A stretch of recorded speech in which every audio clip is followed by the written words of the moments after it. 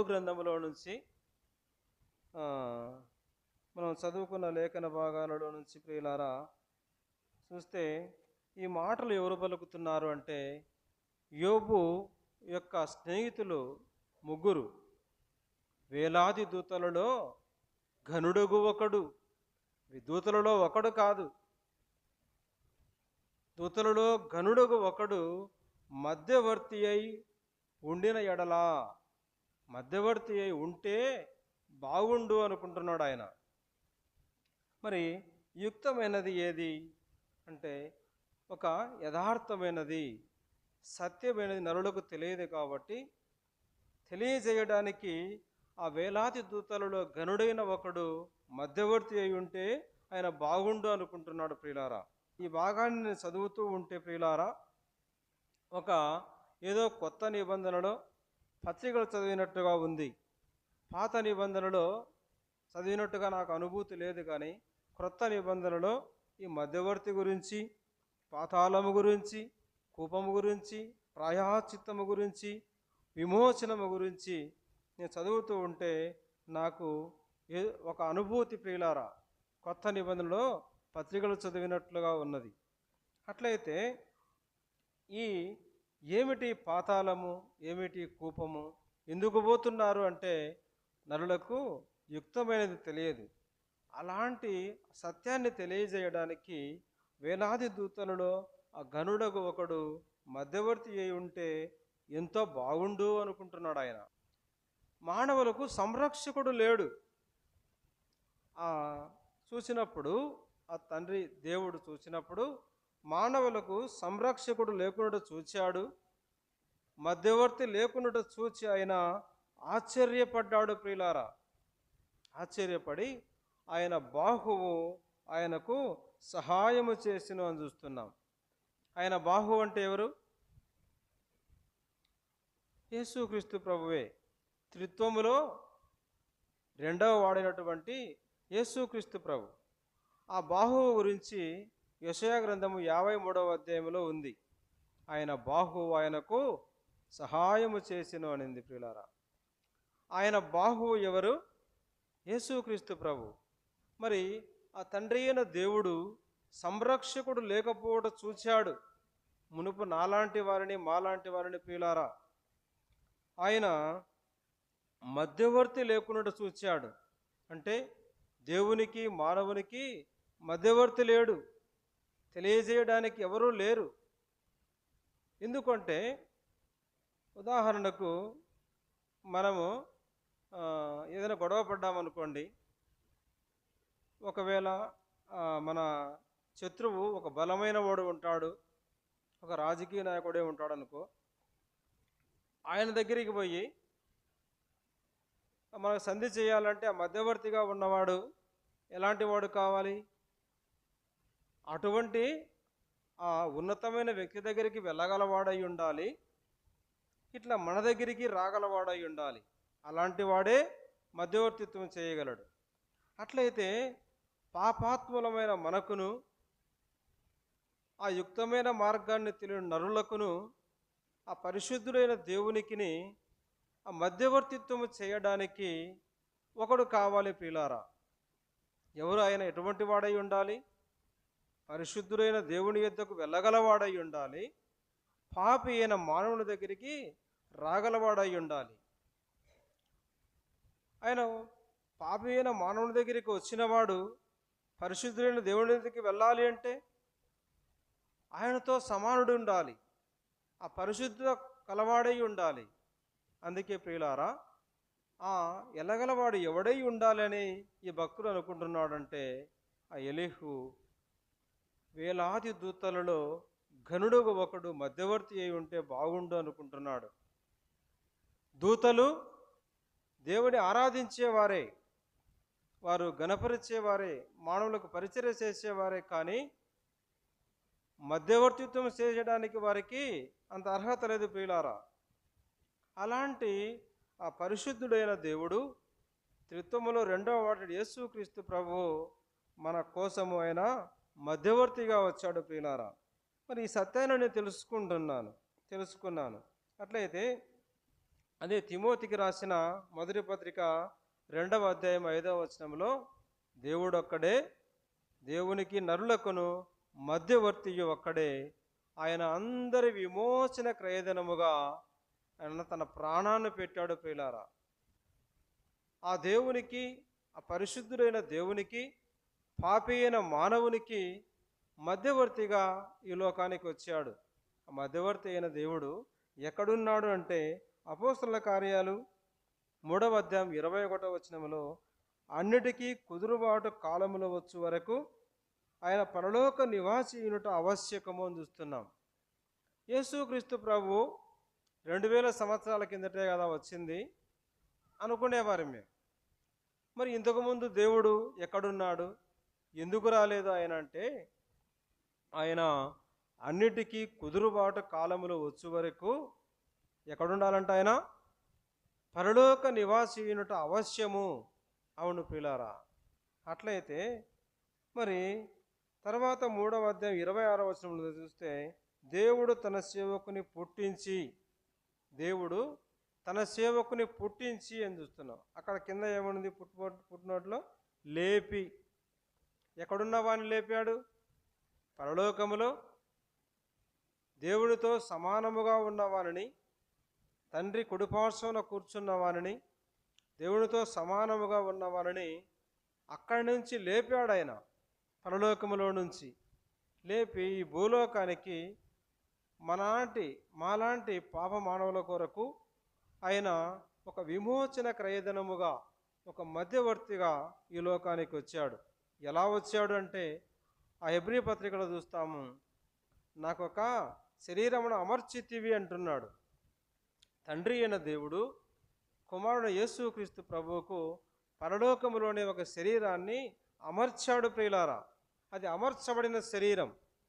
అమర్చబడిన శరీరముతో ఆయన ఈ లోకానికి వచ్చాడు. మరి ఆయన ఎలాంటి వాడు అని చూస్తే హెబ్రీ పత్రిక 1వ అధ్యాయం 3వ వచనంలో చూస్తే దేవుని మహిమ యొక్క తేజస్సు అని చూస్తున్నాం. దేవుని మహిమ యొక్క తేజస్సు అంటే కింద ఏమన్నది? ప్రతిబింబము అని ఉంది. ప్రతిబింబము. మనము అద్దంలో చూసుకుంటాము, అక్కడ ఎవరుంటారు? మనలాగే ఉంటారు, ప్రతిబింబం అంతే. మరి యేసుక్రీస్తు ఎవరంట? దేవుని యొక్క తేజస్సు అంటే ఆ దేవుడే ఈయన, ఆ ప్రతిబింబమే. యేసుక్రీస్తు ప్రభు ఎలాగూ జన్మించాడు ఈ లోకంలో? ఆయన స్త్రీ యందు పుట్టాడు ప్రియులారా. మనమందరం ఎలాగ పుట్టాం? స్త్రీ పురుషుల కలయిక ద్వారా జన్మించాం. యేసుక్రీస్తు ప్రభు అలాగ జన్మించలేదు. ఆయన స్త్రీ యందు పుట్టాడు. పరిశుద్ధాత్మ చేత ఆయన ఈ లోకానికి కన్య గర్భములో ప్రవేశించాడు. ఆయన శరీరం ఎక్కడ అమర్చబడింది? పరలోకములోనే అమర్చబడి ఒక కన్య గర్భములో ప్రవేశించి ఈ లోకంలో ప్రత్యక్షమయ్యాడు. మనము ఒక వాటర్ బాటిల్ తీసుకుంటాము, ఇక్కడికి ఎందుకు తెచ్చుకుంటాం? అది వాటర్ తీసుకోవడానికి వాటర్ బాటిల్ ఉపయోగించుతాం. ఆ నీరు వాటర్ బాటిల్కి పుట్టిందా? కాదు. ఆ నీరు ఇక్కడ తీసుకురావడానికి వాటర్ బాటిల్ ఉపయోగించాం. అట్లయితే పరలోకములో ఉన్న దేవుడు, ఆయన తండ్రితో సమానుగా ఉన్న దేవుడు, అదృశ్యుడైన దేవుడు ఈ లోకంలో ప్రత్యక్షము కావాలి అంటే ఒక వాటర్ బాటిల్ లాగా ఆ కన్యక గర్భాన్ని వాడుకున్నాడు ప్రియులారా. కన్యక గర్భాన్ని వాడుకున్నాడు. అలాగే ఈ లోకంలో ఆయన ప్రత్యక్షమయ్యాడు. స్త్రీ సంతానం ద్వారా ఆయన ఈ లోకంలో ప్రత్యక్షమయ్యాడు. ఇటువంటి సత్యాలు తెలుసుకున్నాడు ప్రియులారా నేను. అట్లయితే ప్రియులారా, ఆయన ప్రతి మనుషుని కొరకు ఆయన మరణం అనుభవించాడు. నీ కొరకు, నా కొరకు, ఈ లోకములో ఉన్న ప్రతి మానవుని కొరకు ఆయన మరణం అనుభవించాడు. ఒక క్రైస్తవులకని కాదు, ఒక ముస్లిమ్స్కి కాదు, ఒక హిందువులకు కాదు ప్రియులారా. ఆయన ప్రతి మనుషుని కొరకు ఆయన మరణం అనుభవించాడు. అట్లయితే ప్రియులారా, మరి ఎలాగునంటే అది ఆదికాండం మనం గమనిస్తే ఆదికాండం 5వ అధ్యాయంలో ఒక వచనం చదువుదాం ప్రియులారా. ఆదికాండము 5వ అధ్యాయంలో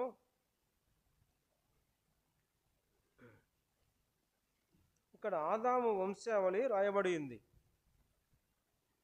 మనం ఎలాంటి వారం మునుపు అంటే ఇక్కడ ఆదాము వంశావళి గ్రంథం ఇదే అంటూ, దేవుడు ఆదామును సృజించిన దినమున దేవుని పోలికగా అతని చేసెను, మగవానిగాను ఆడుదానిగాను వారిని సృజించి, వారు సృజింపబడిన దినమున వారిని ఆశీర్వదించి వారికి నరులని పేరు పెట్టెను.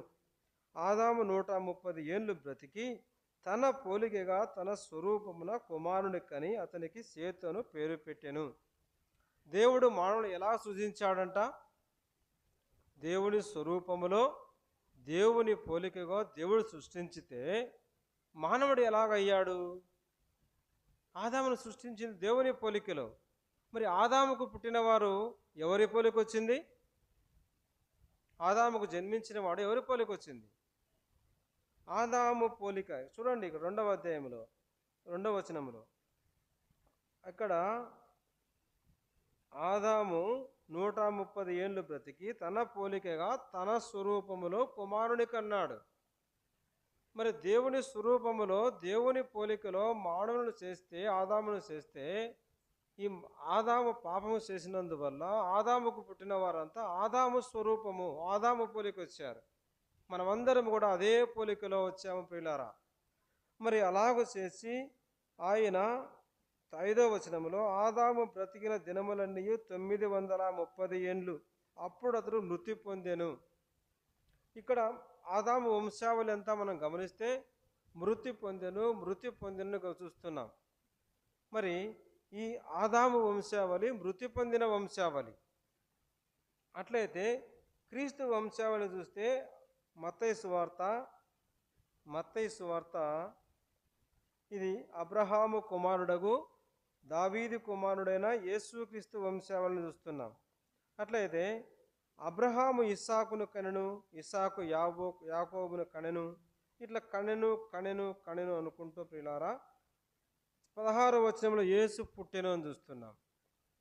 ఈ ఆదాము వంశావళి అంతా మృతమైనది, వారు చనిపోయేవారే, మృతి నొందిన వారే. క్రీస్తు వంశావళి పుట్టెను అని చూస్తున్నాం ప్రియులారా, జన్మించెను. అట్లయితే మనం ఎవరం మునుపు? ఆదాము పోలిక, ఆదాము వంశావళి. అట్లయితే ఎవరి పోలికలోనికి, ఎవరి వంశంలోనికి మనం మార్చాడు? యేసుక్రీస్తు వంశంలోనికి మనం మార్చాడు, యేసుక్రీస్తు పోలికలోనికి మనం మార్చాడు ప్రియులారా. ట్రాన్స్ఫర్ అంటే పాత వస్తువులకు కొత్త వస్తువులు అంటారు చూడు మన ఊర్లోకి వచ్చి. ట్రాన్స్ఫర్ అంతే. మన పాత బతుకును, మన రోత బతుకును యేసుక్రీస్తు భరించాడు. ఆయన నూతన జీవితాన్ని మనకు అనుగ్రహించాడు ప్రియులారా. మన పోలికను ఆయన తీసుకున్నాడు. మనకు రావాల్సిన శిక్షను, మనకు రావాల్సిన పాపం అంతటిని ఆయన భరించాడు. ఆయనటు పరిశుద్ధతను, ఆయన పవిత్రతను మనకిచ్చాడు ప్రియులారా. అందుకే కుమారుడు కావాలి, ఆ పున్నామ నరకము నుంచి రక్షించువాడు పుత్రుడు కావాలి అని నరులకు యుక్తమైనది తెలియదు కాబట్టి, సత్యమైనది తెలియదు కాబట్టి అలాగును అనుకునేవారం ప్రియులారా. కానీ అసలైన కుమారుడు ఎవరు? పరిశుద్ధుడైన దేవుని కుమారుడు యేసుక్రీస్తు ప్రభు ప్రియులారా. ఆ సత్యాన్ని మాకు తెలియదు, అందుకే సత్యాన్ని మేము తెలుసుకోలేని వారం. మీరెప్పుడు కూడా పాపులు అని అంటూ ఉండేవాళ్ళం. ఏందిరా మీరెప్పుడు పాపులు అని. నేను కూడా మొన్న ఎర్రగుంటలో స్పేర్ పార్ట్స్ అంగడి నాగిరెడ్డిని ఉన్నాడు. ఆయన ప్రతి సంవత్సరం కూడా ఇది అయ్యప్ప మాల వేస్తాడు. అయ్యప్ప మాల వేసి మా మీద టార్చర్ పెడుతూ ఉంటాడు, అన్ని తప్పులు పడుతూ ఉంటాడు. మీరు ఎప్పుడు అందరూ పాపులు అంటారు కదా, ఏం పాపులైతే పెళ్ళి ఎందుకు చేసుకుంటున్నారు, ఆ పాపులను ఎందుకు అంటున్నారు అని అనేవాడు. అంటే మీరు పాపులు కాదా, మనుషులందరూ పాపులేనయ్యా అంటే కానే కాదు, మేము దేవుని పిల్లలము, అది మేము పరిశుద్ధులము అని చెప్పేవాడు. నేను అన్నాను, మరి ఎందుకు నాన్న, ఎందుకన్నా పొద్దున్నే మీరు ఇలాగ ప్రార్థన చేస్తూ ఉంటారు, పాపోహం పాపకర్మణం పాపాత్మ పాప సంభవ కృపయా దేవ శరణాగత వత్సల త్రాహిమాం అన్యదా శరణం నాస్తిత్వమేమ శరణం మమ రక్ష జనార్దన అని పాట పాడుతూ ఉంటారే, అది ఏందన్నా ప్రార్థన అంటే ఇది సంధ్యావందన ప్రార్థన అంటారు. అంటే వారు పగులు చేసిన పాపాలన్నీ పోవాలంటే రాత్రి కాలంలో ప్రార్థన చేస్తారంట. ఆ పొద్దున్నే రాత్రి చేసిన పాపాలన్నీ పోవాలంటే పొద్దున ఉదయకాలంలో ఆ ప్రార్థన చేపిస్తారంట.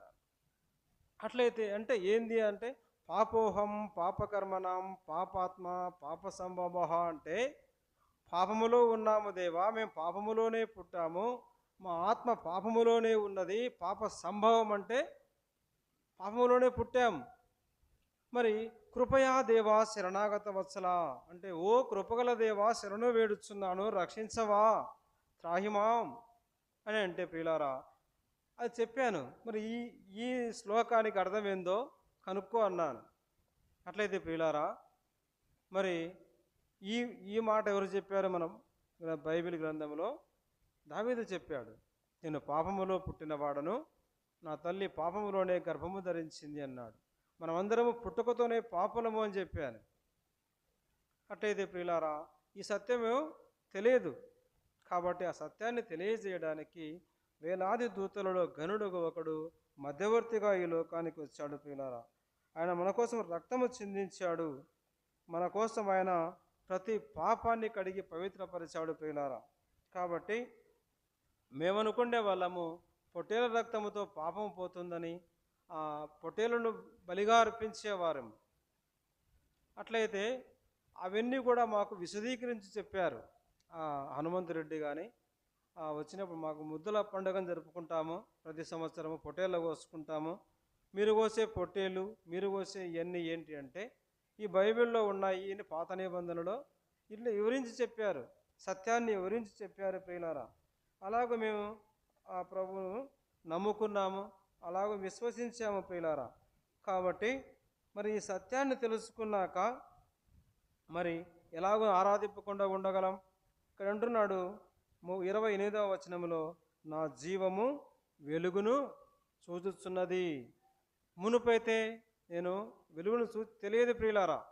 ఆరాధనలో అనుకున్నట్టుగా మునుపు మనము చీకటి అయి ఉంటుమి, మునుపు మేము చీకటిలో ఉన్నవారము, సత్యాన్ని తెలుసుకోలేని వారము, యుక్తమైనది తెలుసుకోలేని వారం అయి ఉండగా ఆ ప్రియ ప్రభు మన కోసము సత్యాన్ని తెలియజేయడానికి, ఆ పరిశుద్ధుడైన దేవునికి పాపి అయిన మానవునికి మధ్యవర్తిత్వం చేయడానికి యేసుక్రీస్తు ప్రభు మన వంటి శరీరాన్ని ధరించుకొని ఆయన ఈ లోకానికి వచ్చాడు ప్రియులారా. మనల్ని ప్రాయశ్చిత్తము చేశాడు, మనల్ని విమోచించాడు, పాతాళములో నుంచి కూపములో నుంచి పరిశుద్ధులుగా చేశాడు. కాబట్టి సత్యాన్ని తెలుసుకున్నాక ఆ ప్రభువును మనం ఎలాగో ఆరాధించకుండా ఉండగలం, ఎలాగో ఆయన విడిచిపెట్టగలం ప్రియులారా. ఆ ప్రభువు కోసం మనం సాక్షులుగా జీవించగలం ప్రియులారా.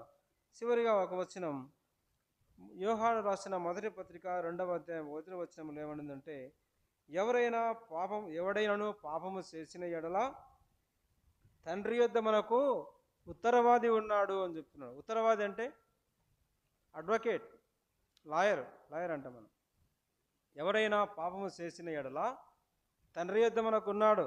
ఎవరు? అడ్వకేట్, మన లాయర్ ఉన్నాడు ప్రియులారా. ఆయనకి ఏం కావాలి? జడ్జి గారికి సాక్ష్యాలు కావాలి. నేను ప్రాణం పెట్టాను, రక్తం కార్చానంటే కుదరదు, సాక్ష్యము కావాలి. ఆ ఉత్తరవాది ఏం చెప్తాడంటే ఆ తీర్పు దినాన వచ్చి, అయ్యా నీ సాక్ష్యం ఏది? నేనే ప్రాణం పెట్టానంటే సాక్ష్యం ఏది తండ్రి అడుగుతాడు. ఇదిగో నా చేతుల్లో గాయాలు, ఇదిగో నా కాళ్ళలో గాయాలు, నా ప్రక్కలో బల్లెపు పోటు చూడంటాడు. ఆ జడ్జి గారికి, తండ్రి గారి దేవునికి మన ఉత్తరవాది అడ్వకేట్ యేసుక్రీస్తు ప్రభువారు మన పక్షాన ఆయన సాక్ష్యం చెప్పబోతున్నాడు ప్రియులారా. కాబట్టి మనకు ఉత్తరవాది ఉన్నాడు. కాబట్టి మనము దేవుని నమ్ముకున్నాం ప్రియులారా. మేము సూక్ష్మములో మోక్షం, అంతే. నమ్మితే పరలోకం. ఏదో కుమారుడు తలకొరువు పెడితే స్వర్గానికి కాదు, కానీ అసలైన కుమారుడు ఎవరు? దేవుని కుమారుడు.